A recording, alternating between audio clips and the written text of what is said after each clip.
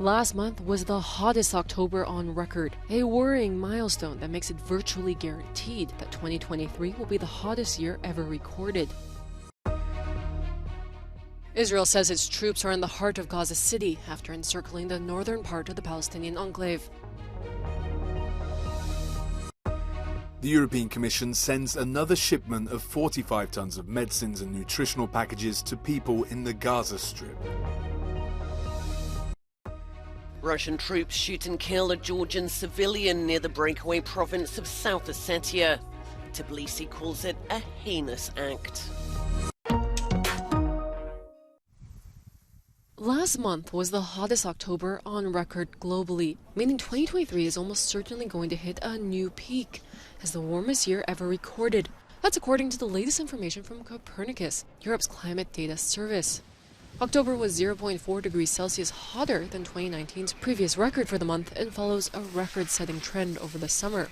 The real-life impacts of climate change are already being felt, with a fall in olive oil production among the most conspicuous effects on agriculture. Separately, a new UN report reveals that in the coming years, major oil, gas, and coal-producing countries plan to extract more than double the amount of fossil fuels recommended by the Paris Climate Accord. The groundbreaking agreement seeks to keep global temperature rises below 1.5 degrees Celsius. The study says governments plan to produce 110% more fossil fuels than required to stay within that limit. Israeli troops are said to be in the heart of Gaza City after storming it from the north and south, a move that almost certainly will cause the enclave's staggering death toll to rise further. Tens of thousands of civilians are believed to still be in the region, many sheltering in hospitals or United Nations facilities. During a visit to a military base, Prime Minister Benjamin Netanyahu applauded Israel's troops, saying their actions since the October 7th attack by Hamas fighters have been a phenomenal success. מאז תחילת התמרון הקרקעי השמדנו אין-ספור מפקדות, מנהרות, בסיסים, מתקנים של החמאס. החמאס מגלה שאנחנו מגיעים למקומות שהוא לא חשב שנגיע אליהם. Airstrikes continue to level entire city blocks across the Gaza Strip, with the southern part of the besieged territory being bombed despite Israeli orders for civilians to evacuate there from the north. Dozens reportedly killed by Israeli airstrikes on Khan Yunis, Rafah, and Deir al-Balah. To date, more than 10,300 Palestinians, two-thirds of them women and minors, have been killed in Gaza, according to the enclave's health ministry. Meanwhile, aid into the Strip is still insufficient. On Tuesday, the International Committee of the Red Cross said a humanitarian convoy of 5 trucks and 2 vehicles came under fire near Gaza City. The humanitarian convoy was carrying life-saving medical supplies to health facilities. The ICRC did not specify who had fired at its convoy or from what direction the shots came.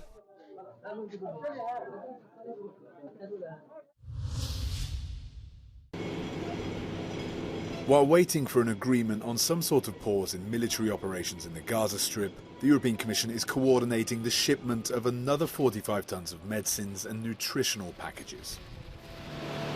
The cargo transported by an Egyptian plane Tuesday goes from Belgium's Ostende airport to Al Arish in Egypt near the Rafah border crossing point into Gaza.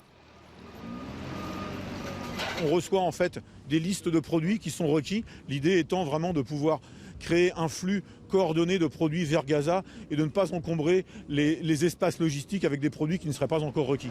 Although the quantities are only a small fraction of what's needed for the 2.2 million people under siege, food, water and medicine are still allowed into Gaza.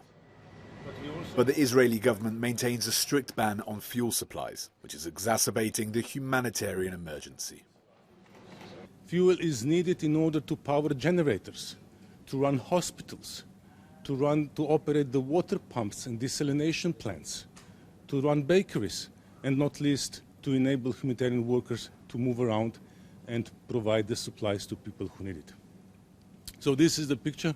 We will continue to work on the improving of access. We'll continue to impress on all the parties to introduce the necessary arrangements. We call it humanitarian windows, pauses or ceasefires. On Monday, the UN Security Council once again failed to agree on a resolution suspending military operations, with the US calling for humanitarian pauses and many others demanding a humanitarian ceasefire. Until that happens, the UN agencies and other humanitarian aid organisations also stress the need to open the two border crossings from the Israeli side, because so far help has not reached the north of Gaza. They need access to humanitarian assistance as much as in the south. And with a blockade on fuel, this is a major challenge of whether or not the trucks can move from the south to the north. This is why unhindered, continuous flow of assistance is the most critical here, because we're not talking about just past the border, we're talking all the way through Gaza. The flight from Ostende and another that left today from Dubai brings the number of EU humanitarian air bridge flights to 8. The European Commission says this ends the first phase of help, with the second one starting in a few weeks' time.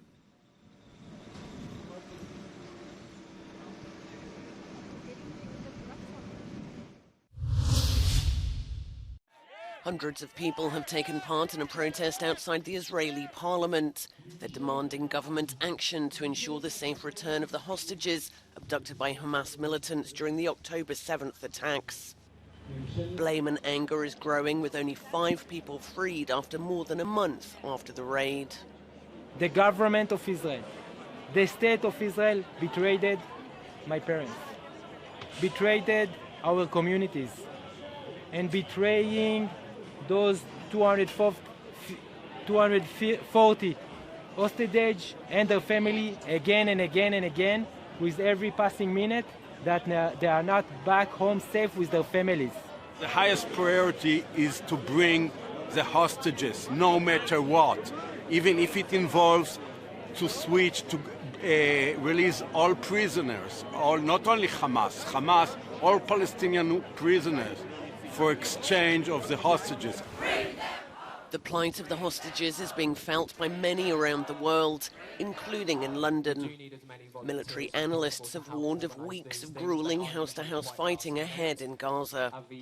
The operation to find the hostages is hugely complicated, as it's believed they're being held inside a network of tunnels spanning hundreds of kilometers.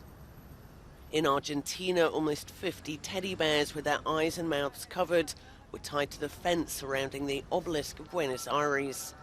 They represent the 40 or more children among those being held by Hamas.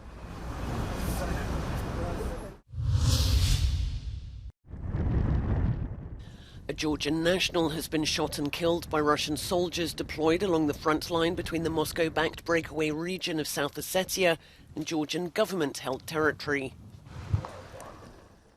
Georgian authorities have denounced the incident as the most heinous act.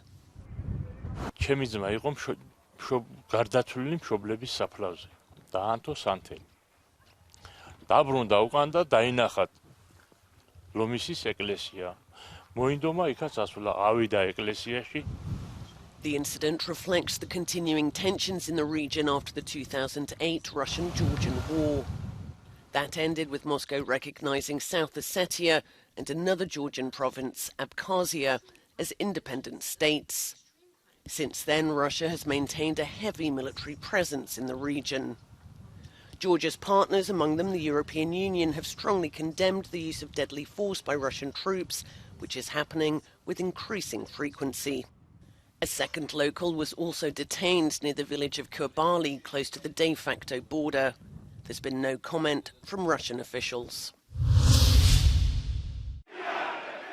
Protesters, many from the far right, have clashed with police in Madrid for a second night running over a planned amnesty for Catalan separatists. Several people were arrested and dozens were injured in the violence outside the governing Socialist Party's headquarters. Its leadership is working on a deal to grant amnesty to separatist leaders involved in 2017's failed bid for independence. In return, Catalan parties would support a socialist-led coalition government. The proposed deal has enraged many on the right. Former screenwriter Jean-Baptiste Andrea has won France's most prestigious literary award, the Prix Goncourt.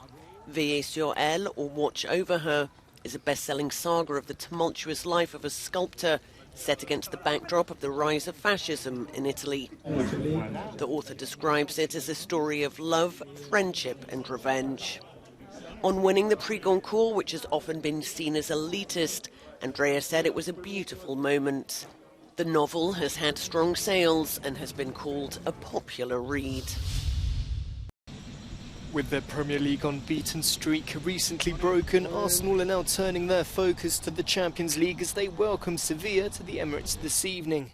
2 weeks after edging out the Europa League champions in Spain, a win could potentially guarantee the Gunners a passage to the knockout phase with 2 games in hand.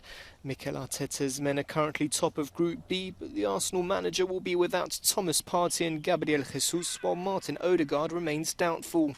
Sevilla will be looking to get back to winning ways after picking up just 2 points in their last 3 group games. However, veteran defender Sergio Ramos is likely to miss out with a muscle injury. The Spaniards have so far made a habit of drawing since Diego Alonso was appointed as manager and are currently struggling in La Liga as they sit 15th with 11 points from 11 games. In Group B's other fixture, the surprise package Lens will aim to continue their fairy tale run in the competition when they lock horns with PSV Eindhoven at the Philips Stadium. Elsewhere, FC Copenhagen host Manchester United, while Bayern Munich could book their place in the knockout phase with a win over Galatasaray. In Group C, Napoli welcome Union Berlin, while Sporting Braga will face a tough trip to the Bernabeu to face group leaders Real Madrid. And in Group D, Benfica will be hoping to secure their first points when they take on Real Sociedad, with Inter and Salzburg facing off in the other game.